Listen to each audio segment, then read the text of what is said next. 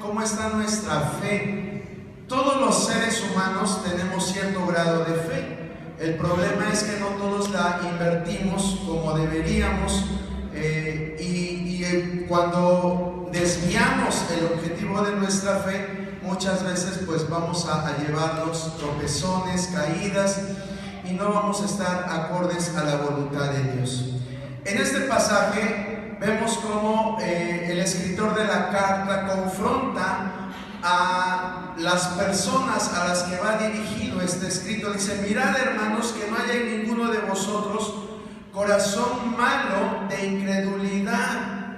Corazón malo de incredulidad. Desde ahí, ¿qué nos está diciendo la palabra de Dios?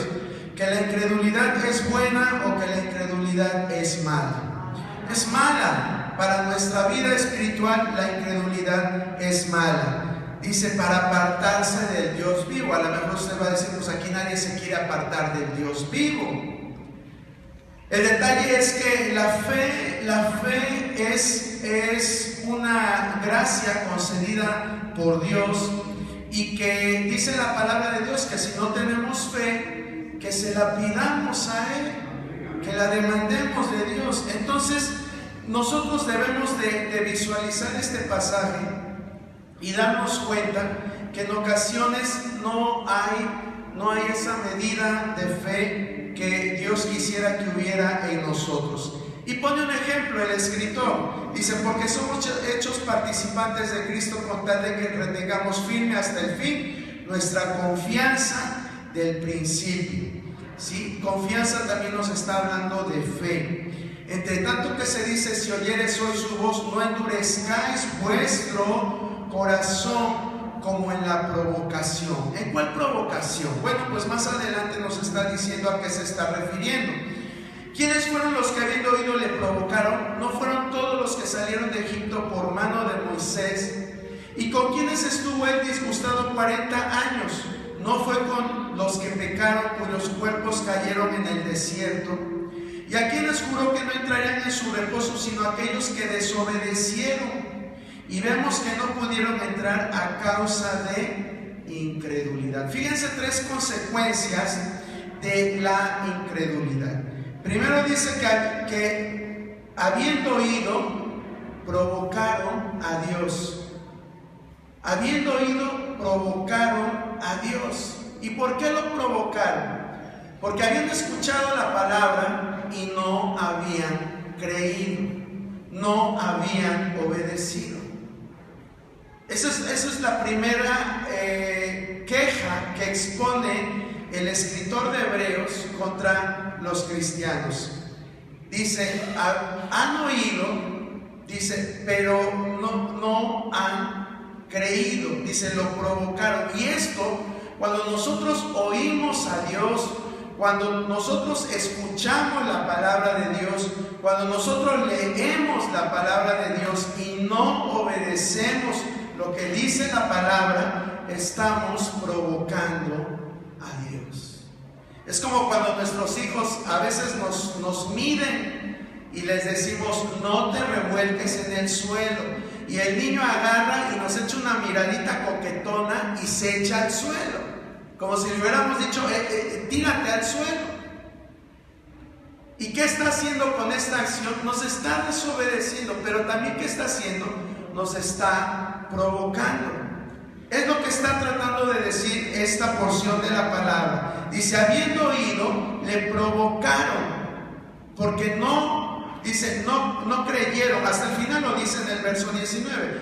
Pero dice: no fueron todos los que salieron de Egipto por mano de Moisés los que le oyeron y le provocaron. El segundo punto dice: y con quienes estuvo él disgustado 40 años. No fue con los que pecaron, cuyos cuerpos cayeron en el desierto. ¿Cuál era el pecado? Si seguimos el contexto, ¿cuál era el pecado? La incredulidad. Ese era el pecado. Aquí no les está reclamando la idolatría, no les está reclamando la hechicería, no les está reclamando pecados inmorales, no les está reclamando eso.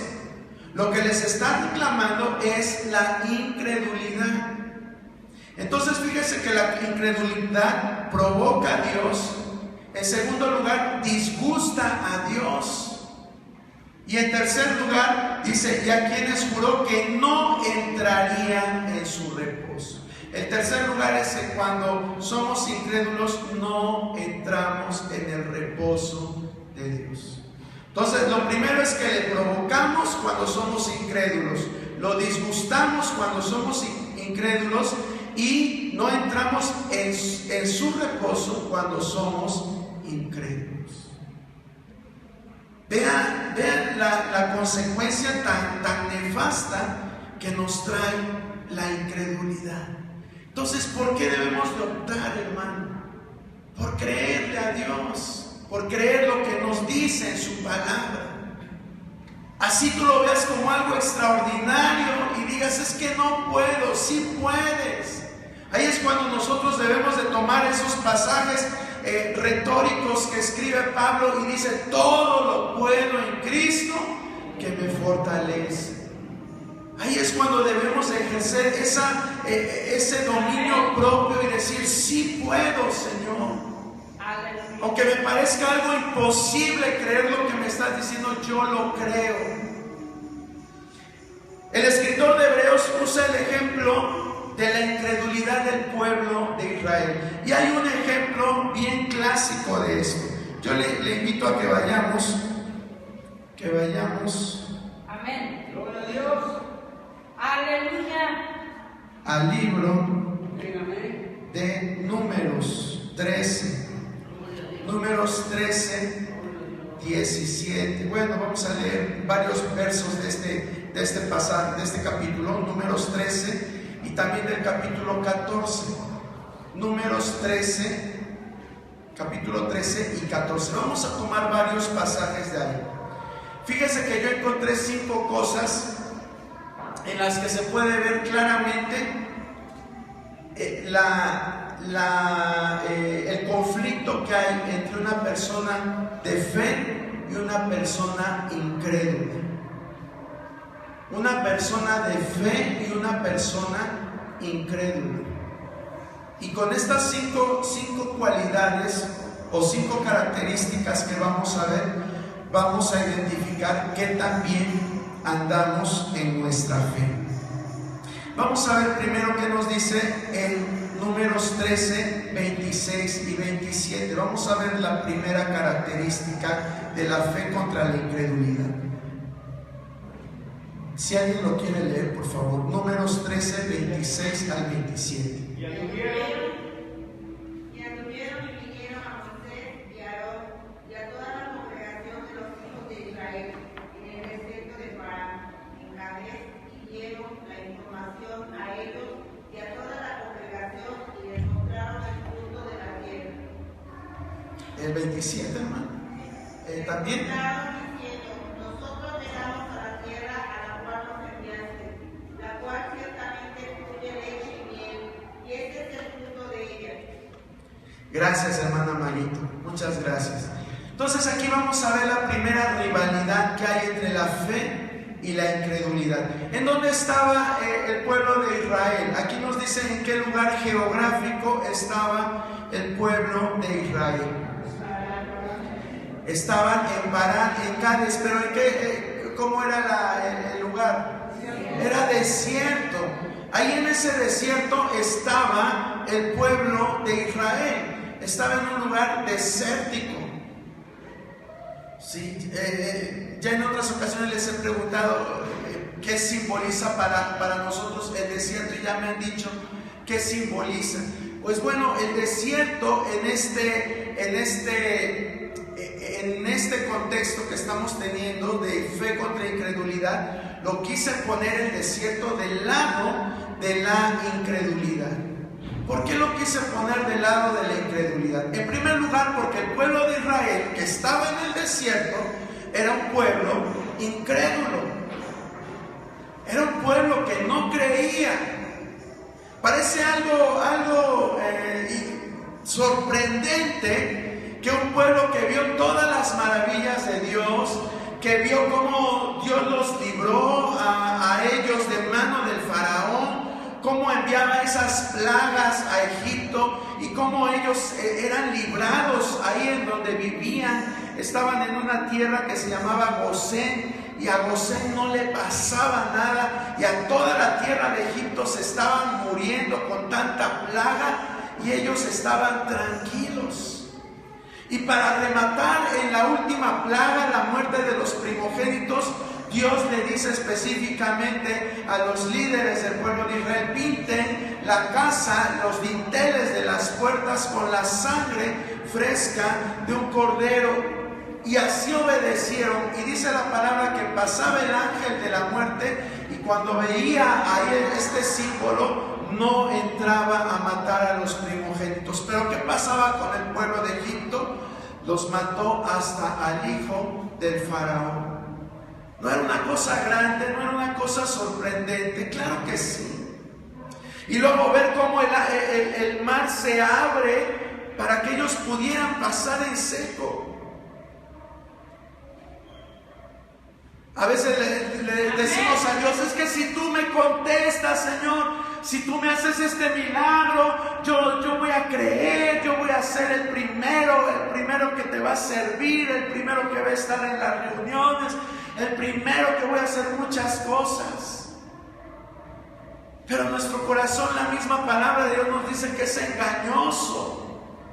Ese pueblo vio todas esas cosas grandes, vio cómo descendía el maná del cielo, que cómo estaba la nube de día protegiéndolos del calor intenso, y en la noche para alumbrarlos se convertía en una llama de fuego.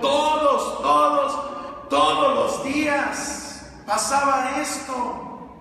Amén. Durante esos 40 años esa nube no se apartó, pero se acostumbraron a verlo, como lo que Dios hace en nuestra vida hoy. Su palabra dice que sus misericordias son nuevas cada mañana, pero pues ya me acostumbré a respirar oxígeno, ya me acostumbré a caminar con mis dos pies, ya me acostumbré a ver, ya me acostumbré, o sea, eso ya no me sorprende. Pero son maravillas que Dios ha hecho en nuestra vida.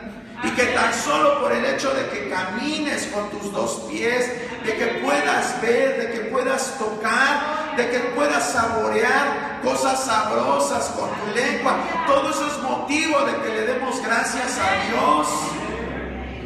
Pero a veces ya ni gracias damos por los alimentos. Somos así como este pueblo, así igualitos. Dios diariamente se les revelaba y el pueblo estaba completamente en incredulidad. Sí, su fe era de labios hacia afuera. Por eso Dios les dice más adelante: mi pueblo de labios me honra, porque su corazón está muy lejos de mí. Así era el pueblo de Israel, era un pueblo incrédulo. Entonces por eso es que ellos estaban en el desierto. El desierto representa esa incredulidad. Pero dice la palabra que 12 espías fueron a la tierra y la exploraron. ¿Y con qué regresaron? Dice en el verso 26 hasta el final, dice que ellos regresaron y mostraron el fruto de la tierra. Mostraron el fruto de la tierra. Y al fin del verso 27 también dice: ciertamente esa tierra fluye leche y miel, y este es el fruto de ella. Cuando nosotros caminamos en fe, como lo hicieron estos 12 espías, estos 12 hombres, que en realidad 10 de ellos estaban igual que los demás israelitas, pero por 2 terminaron la misión. Por Josué y Caleb trajeron ese fruto. Ese fruto representa la fe. Cuando nosotros somos personas de fe, vamos a dar fruto, hermano. Va a haber fruto en nuestra vida. Se va a reflejar en lo que tú hagas, tanto secularmente como espiritualmente. se va a reflejar esa fe que tú vas a ir desarrollando si en verdad te tomas de la mano de Dios. ¿Cómo somos confrontando la fe contra la incredulidad? ¿Estamos en el desierto o estamos llevando fruto en nuestra vida? Es una pregunta para que tú solito la respondas. ¿Cómo nos sentimos? El primer punto es: la fe es fructífera, la incredulidad es infructífera. La fe es fructífera y la incredulidad es infructífera. Hoy tenemos que evaluar cómo estamos caminando, con fruto o estamos caminando sin fruto. Vamos a ver el segundo punto. Vamos a ver ahí en el capítulo 13, verso 1, del 1 al 3. Capítulo 13, verso del 1 al 3 y luego el verso 21. Jehová habló a Moisés diciendo: envía hombres que reconozcan la tierra de Canaán, la cual yo doy a los hijos de Israel. De cada tribu de los padres enviaréis un varón, cada uno príncipe entre ellos. Y Moisés los envió desde el desierto de Parán, conforme a la palabra de Jehová, y todos ellos, aquellos varones, eran príncipes de los hijos de Israel. Y abre el 20, hermana Elvia, de favor. Dice: y cómo es el terreno, si es fértil o estéril, si en él hay árboles o no, y esforzaos y tomad el fruto del país, y era el tiempo de las primeras uvas. Perdón, ¿qué verso te dije? Perdón. 21, perdón. Y ellos subieron y reconocieron la tierra desde el desierto de Sin hasta Rehob, entrando en Amar. Gracias, hermana Elvia. Gracias. Entonces aquí estamos viendo que Dios le ordena a Moisés. Eso dice el verso 1. Y Jehová le habla a Moisés diciendo: envía tú hombres que reconozcan la tierra de Canaán, la cual yo les doy a los hijos de Israel. De cada tribu de sus padres enviaréis un varón, cada uno príncipe de ellos. Estamos viendo que Dios estaba mandando una orden a través de Moisés. Dios es una persona sumamente ordenada, hermano. Dios es una persona ordenada. Eso ya se los he dicho en otras ocasiones, en otros mensajes, y no voy a volver a ponerle ejemplos de los que ya le he puesto anteriormente. Pero en este pasaje estamos comprobando cómo Dios no se salta las autoridades. Dios hubiera podido decir: a ver, le voy a decir ahora a Aarón que él se encargue de esta misión. Le voy a decir a María que se encargue de esta misión.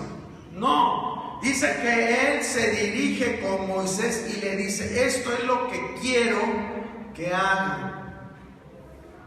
Esto es lo que quiero que hagan. ¿Por qué les hago hincapié en esto? Porque más adelante vamos a ver, por ejemplo, en el capítulo 14, verso 4, en el capítulo 14, verso 4, dice la palabra: y decía el uno al otro: designemos un capitán y volvámonos a Egipto. ¿Cómo ve usted eso? Designémonos un capitán y volvámonos a Egipto. ¿Sabe por qué? Ahorita vamos a llegar a ese punto, pero se lo voy a adelantar tantito. Este pueblo, cuando escuchó a 10 de los 12 que habían ido a explorar la tierra, le creyeron más a esos 10 que a los otros 2, y empezaron a tener emociones muy feas. Ahora las vamos a ver, pero dentro de sus paranoias que ellos tuvieron, se les ocurrió decir: designemos un capitán y volvámonos a Egipto. Es decir, ya no queremos a Moisés, ahora nos quiere llevar, nos quiere matar, mejor vamos a nombrar a otra persona. Queremos que nos dirija a otra persona. Una persona que haga lo que nosotros queremos. Ese era el problema. Que al escuchar ellos el reporte de que había gigantes allá, dijeron, pues mejor no queremos ir. Y los que estaban con Moisés dice, sí se puede. Entonces fue cuando ellos dijeron, no, mejor cambiamos al líder. Mejor cambiamos al líder. Y eso también es una muestra de incredulidad.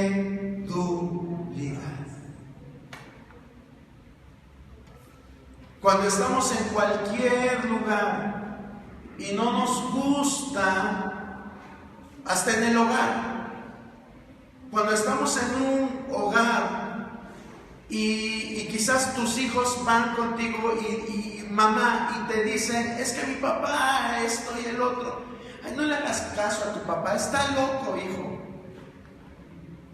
No le hagas caso a tu papá, viene de malas, ya sabes que siempre viene de malas.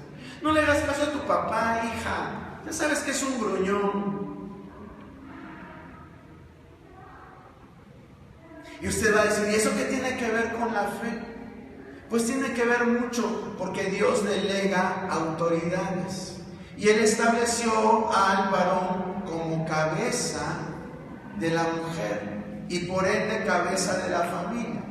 Si tú como mujer cristiana que tienes un ministerio y que te mueves mucho en la iglesia y que oras mucho y ayunas mucho, pero si ese es tu caso, entonces eres una mujer incrédula. ¿Por qué? Porque no estás obedeciendo a la palabra de Dios. Y lo mismo pasa en el trabajo. Ay, hermano, pero es que mi jefe es bien déspota. Es bien así. Es bien grosero. Bueno, ¿no te gusta cómo es el jefe? Salte. Así de simple y sencillo. Pero si vas a seguir ahí, pues entonces sujétate. ¿Por qué? ¿Por qué? Porque eso lo dice la palabra. Dice que Él puso las autoridades y se está refiriendo a autoridades tanto espirituales como autoridades seculares. Pablo también dice que bueno, ahí usaba el término esclavos, se sujeten a sus amos. Y cuando nosotros vemos el caso de Agar y de Sara, cuando Agar se escapa de la casa de Abraham porque Sara la maltrataba, dice la palabra que agarró sus cosas y se fue. Pero en el camino se encuentra al ángel de Jehová. ¿Y qué le dijo el ángel de Jehová? Ay, pobrecita Agar, ¿cómo te maltrata Sara? Ven, yo te voy a mostrar un lugar donde estés mejor. ¿Eso le dijo? ¿Qué le dijo? Ve y regrésate y ponte a las órdenes de Sara. Pero es que, Señor, ponte a las órdenes de Sara. Eso fue lo que le recomendó. Pero es que me maltrata. Ponte a las órdenes de Sara. Cuesta trabajo, hermano. Cuesta trabajo. Pero lo bonito de esto es que le dice, a través de tu hijo se va a llamar Ismael. ¿Y sabe lo que significa Ismael? Dice, Dios oye. Quiere decir con esto que tú te vas a sujetar a ella, pero si ella hace cosas injustas, Dios va a estar al tanto de todo. Eso es fe, hermano. Eso es fe. Saber que a lo mejor no nos está yendo muy bien con nuestras autoridades, sea el papá, sea el jefe, sea el maestro, sea quien sea, no nos está yendo muy bien. Pero si tú te sujetas, Dios está al pendiente. Dios está al pendiente. Pero si queremos hacer como estos judíos, israelitas, como estos israelitas, que por acá Moisés decía algo y ellos decían, no, pero ¿por qué lo vamos a hacer? Mejor vamos a designar a otro capitán, a otro líder. Su primo Coré decía, pues que solamente tú puedes escuchar la voz de Dios. Aquí todos somos hijos de Dios. Así como diciéndole a Moisés, no te sientas el muy, porque todos somos pueblo santo. Y era verdad. Dios le dijo al pueblo, todos ustedes son pueblo santo. Son linaje escogido. Son como la niña de mis ojos. Pero yo he levantado a Moisés como mi profeta. Sí. Yo he levantado a Moisés como mi profeta. Y es lo que el pueblo nunca entendió. Por eso es que en Hebreos dice que Moisés se mantenía porque veía al invisible. No tenía nadie que lo pudiera apoyar. Aarón era un débil. Aarón, su hermano, era un débil, que era el sumo sacerdote. María era una murmuradora. ¿En quién se podía apoyar? Pero Hebreos dice que Moisés se mantuvo porque veía al invisible.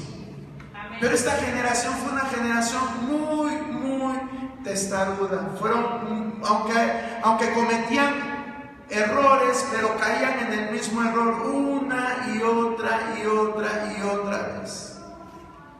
Entonces vemos como aquí esta gente no era obediente a Dios.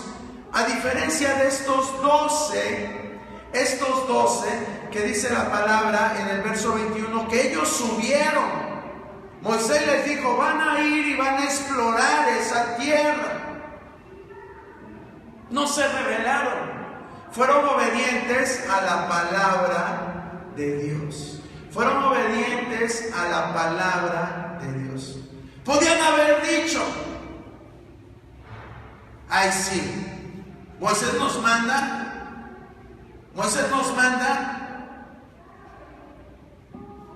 ¿y por qué no va él? Que vaya él. Él es el que nos anda sacando de Egipto. Que vaya él. A ver, ¿qué va a hacer cuando se le presente un gigante? A ver, ¿qué va a hacer? Nos manda a nosotros. Él debe de poner el ejemplo. Él debe de estar con nosotros. Él debe de estar al pendiente. Y podían haber dicho muchas excusas. Pero lo cierto es que dice la palabra que ellos subieron y reconocieron la tierra. Fueron y reconocieron la tierra. Y de eso se agrada a Dios, hermano. Cuando nosotros obedecemos a Dios, la fe, hermano, la fe mira a Dios. La fe mira a Dios. Tú miras a Dios en su obra. Tú miras a Dios en su obra. O a veces dices, pues si no lo hacen los líderes, ¿yo por qué lo voy a hacer? Si nadie lo hace, ¿yo por qué lo voy a hacer? ¿Estamos mirando a Dios o la contraparte es ver a las personas? ¿A quién vemos? ¿A Dios o a las personas? Estos israelitas veían a las personas. Vea usted lo que dice el verso 28 y 29. Si alguien lo puede leer, por favor.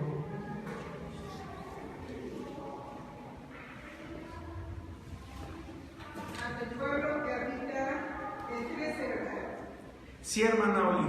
Ante el pueblo que habita aquella tierra es fuerte, y las ciudades muy grandes y fortificadas, y también vimos allí a los hijos de Anak. Amalek habita el Negev y amorreo habita en el monte, y el cananeo habita junto al mar y a la ribera del Jordán. Gracias, hermana. Entonces, aquí vemos que los espías estaban viendo la voluntad de Dios revelada en las indicaciones de Moisés. Ellos no objetaron. Nada de que, no, yo soy príncipe. ¿Por qué dice la palabra que eran príncipes de sus tribus? Es decir, era gente principal. No dijeron, no, yo no voy a ensuciarme mis zapatitos. A ver, ¿por qué no escogió a tal? ¿Por qué no va a tal? Está más joven, está más fuerte. Ahí está ahí con Moisés nada más pegado, que vaya él. No, los escogieron y ellos fueron. Pero la gente incrédula de Israel empezó a decir, el pueblo que habita aquella tierra es fuerte y las ciudades muy grandes y fortificadas. Y también vimos ahí a hijos de Anac. Al decir hijos de Anac se refiere a gigantes.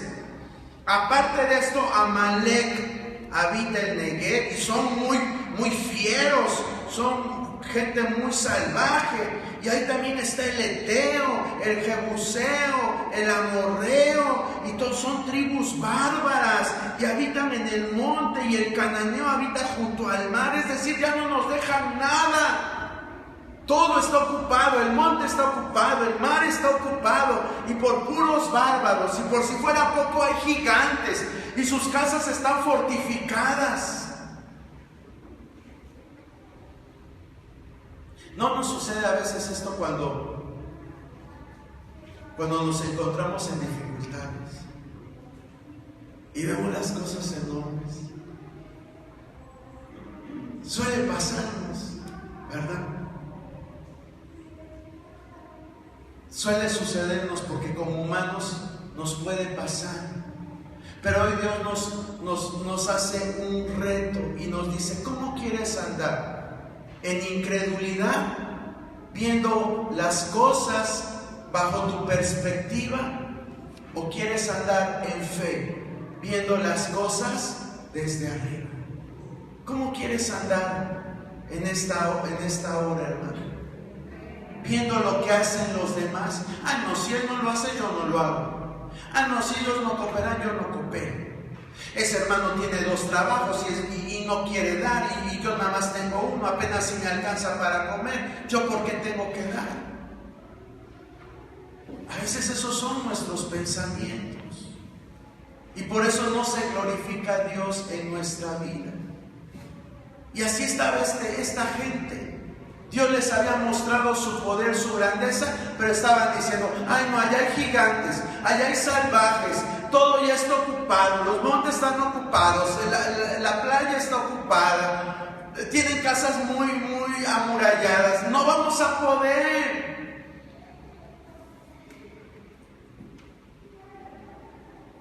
Y estaban paralizados.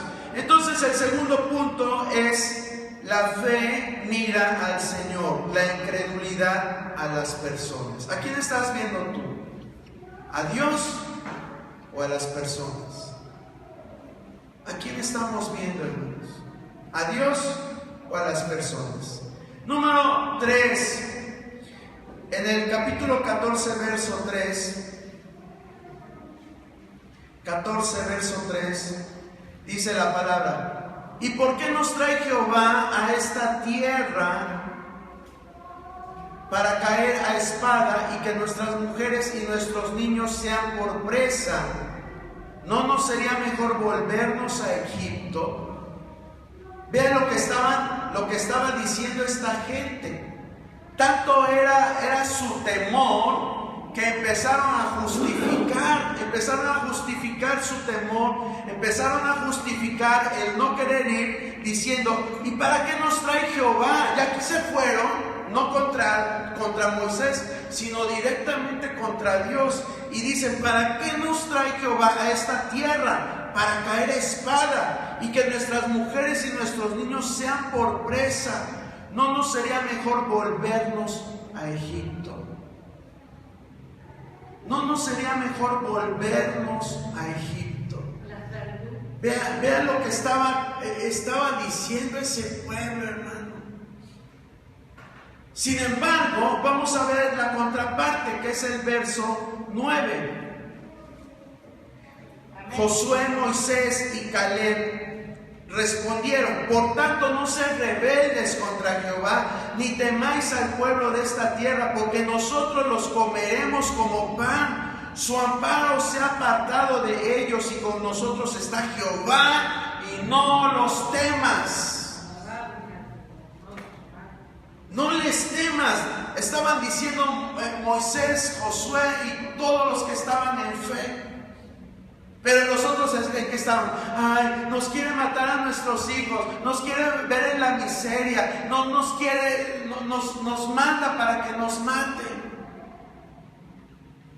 Qué tremenda situación estaba viviendo este pueblo, incrédulo completamente. Era un pueblo que no creía en Dios. Se sentía el pueblo de Dios, pero no creían en Dios. Podían haber dicho, si hubieran tenido una Biblia, pudieran haberla abierto y decir: Jehová guardará tu entrada y tu salida desde ahora y para siempre. Y ir a un lugar y con miedo. Porque lo que quiero que entendamos es que muchas veces la palabra de Dios nos habla para que nosotros caminemos confiados, caminemos seguros en su palabra. ¿Y qué hacemos muchas veces? Nos pasa como este pueblo.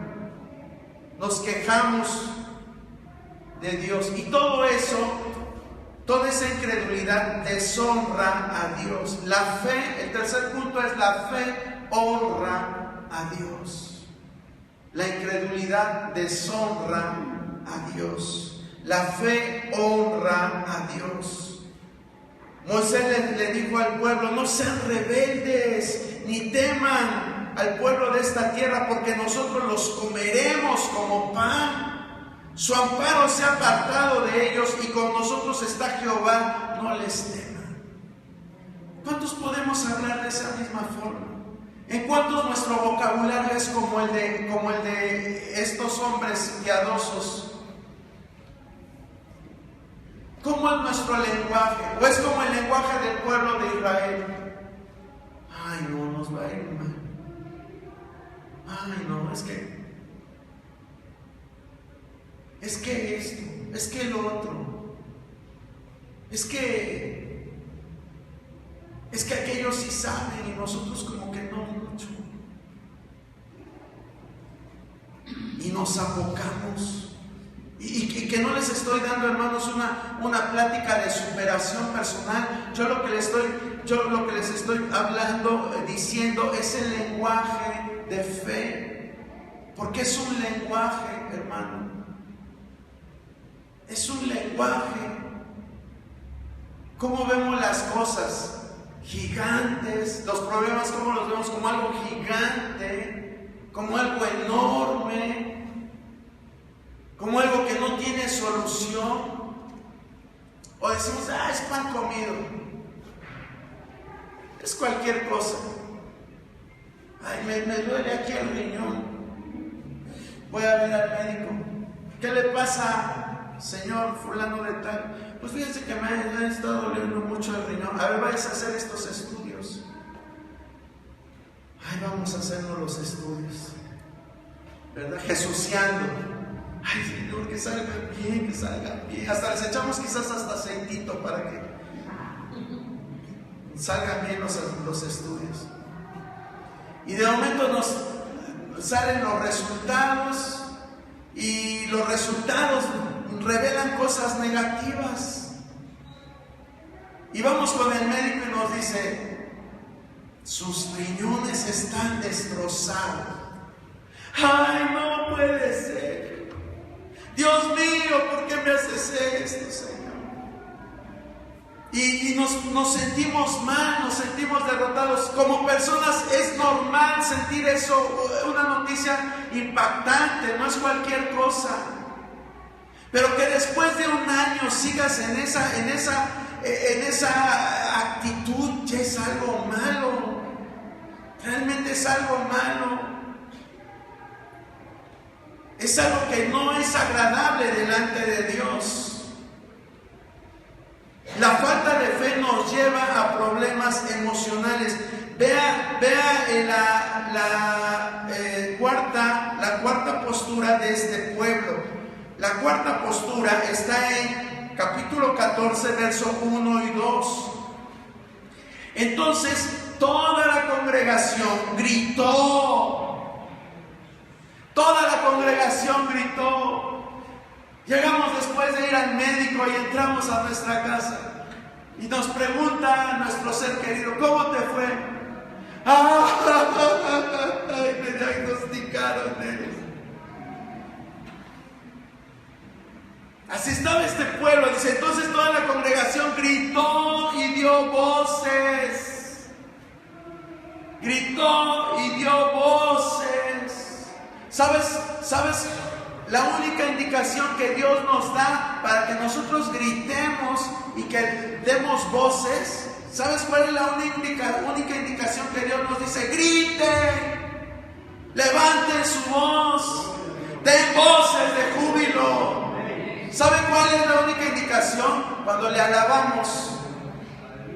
Y es lo que no hacemos. Es lo que no hacemos. Bueno, no todos, ¿verdad? Siempre hay un remanente fiel. Siempre. Pero la mayoría no nos gusta gritar. Pues que Dios está sordo. Si Dios es un Dios de orden. Ay, sí queremos que sea un Dios de orden, ¿verdad? Pero para las estructuras Dios no es un Dios de orden.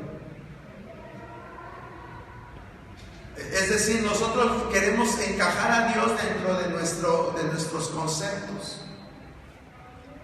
Pero esa es la única indicación que Dios nos da para que nosotros gritemos como pueblo suyo, para que le alabemos, para que le glorifiquemos. Pero este pueblo, ante la adversidad, dice que gritó y dio voces. ¿Y qué más? Y el pueblo lloró aquella noche. ¿Se dan cuenta? La actitud de una persona incrédula. A lo mejor yo sé que ahorita están algunos pensando, espérate que te pase algo, espérate que te lo diagnostiquen, espérate tantito, a ver si es cierto que... Deséenmelo. ¿Y qué? Yo tengo quien me cuide. Yo tengo quien me cuide. Y aún así, mire hermano, aún así, porque a lo mejor usted me ve que yo me paro acá y que estoy todos los días y ya están aburridos de mí, pero soy tan humano como usted. Y hay días que me siento cansado, y hay días que me siento mal, y hay días que también como usted digo, hoy no quiero, Señor, pero lo hago. ¿Sí? Que no agarre el púlpito para estarme quejando, porque no debe ser para eso, es otra cosa. Pero yo soy tan humano como usted, hermano, tan humano. Pero lo que he aprendido es que cuando alabamos a Dios, Dios se lleva todas las cosas buenas. Por eso es que con toda certidumbre yo le estoy diciendo, alaba a Dios. O sea, no es porque yo tenga ese deseo de que usted se aloque y se emocione. No es porque yo lo quiera, sino porque es Dios el que lo demanda. Pero pues si queremos seguir permaneciendo en derrota, en incredulidad, pues sigamos siendo como somos. Pero pues no, bueno, ya me voy a brincar, ya me voy casi a la conclusión. Pero lo cierto es que si nosotros somos como este pueblo que solamente grita, llora y da voces en momentos difíciles, estamos revelando incredulidad y no fe. Dice y en el verso 2, y se quejaron contra Moisés y contra Aarón todos los hijos de Israel, y les dijo toda la multitud, ojalá muriéramos en la tierra de Egipto o en este desierto, ojalá muriéramos. Ser una actitud desesperada, sin esperanza que tenía este pueblo. Y Dios no quiere eso. El cuarto punto es que la fe vence y la incredulidad nos lleva al fracaso. ¿Cómo vivimos? ¿En victoria o en fracaso? En victoria. Con convicción dígalo, en victoria vivimos. En victoria. Dios quiere que vivamos en victoria. Que nuestra vida sea una vida victoriosa, como aquí lo revelaban Moisés, Josué, Caleb. Que has pasado por muchas circunstancias adversas, pero yo sigo adelante. Que me han traicionado, yo sigo adelante. Que se burlan de mí, yo sigo adelante. Que las cosas a lo mejor no están como yo quisiera que funcionaran, pero yo sigo adelante. Porque yo sé quién está conmigo. Así debe de ser nuestra actitud de fe. Y así es como lo hicieron Josué, Caleb, Moisés y todos los hombres piadosos de aquel momento. Estaban confiando. Dice el verso 13:30. Dice, entonces Caleb hizo callar al pueblo. Es decir, les dijo, cállense ya, no estén lloriqueando, no estén gritando, no se estén lamentando, no se quieran morir. Dice, y dijo, subamos luego y tomemos posesión de esta tierra, porque más podremos nosotros que ellos. Oye, esa es una palabra de fe, hermano. Eso es una palabra de fe. Así debemos nosotros andar en la vida, hermano, creyendo. No creer lo que el mundo nos quiere decir. Oye, vi a tu esposo muy acaramelado con la vecina, ¿Y cómo reaccionamos? Pero ahorita que lo vean le voy a dar sus cachetadas al infeliz Y reaccionamos como todo el mundo. No. Si te van con el chisme, qué bueno, yo le di permiso, no se preocupe, no se preocupe. Y ya, Dios mío, mira lo que me están diciendo. No me voy a amargar por eso, yo te voy a alabar y tú me vas a responder. Esa es la actitud. Pero no te amargues, no te frustres, no tengas resentimientos, ¿no? Porque la fe saca todo lo malo. La fe dice que nos lleva a la victoria, pero la incredulidad nos lleva al fracaso. Nos lleva al fracaso. Y finalmente, la quinta, ahí en Hebreos 13:19, la cita que leímos al principio, Hebreos 3:19, si alguien lo quiere leer, por favor. Aleluya. Vemos que no pudieron entrar a causa de incredulidad. Gracias, hermana Clara. Vemos que no pudieron entrar a causa de ¿qué? De incredulidad. No pudieron entrar a causa de incredulidad. Entonces, la fe conduce a la tierra de bendición. La fe conduce a la tierra de bendición. La incredulidad a la derrota. Así de simple y sencillo, hermano. La fe conduce a la tierra prometida. La incredulidad no te va a permitir gozar los deleites que Dios tiene para tu vida. ¿Cómo quieres vivir?